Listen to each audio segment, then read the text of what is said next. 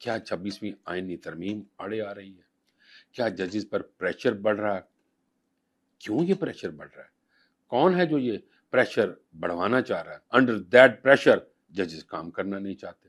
کبھی کسی جج کی ڈگری جعلی ہو جاتی ہے، کبھی کسی جج کو سنب کیا جاتا ہے کہ آپ نے یہ کیا کیا، ایسا کیوں کیا، ایسا نہیں کرنا چاہیے. ناظرین، اگر جوڈیشری انڈر انفلوئنس آ جائے اور جج ججمنٹ دیتے وقت یہ خیال کرنا چھوڑ دیں کہ شواہد کیا تھے، حقیقت کیا ہے، تو پھر یہ جوڈیشری نہیں رہتی.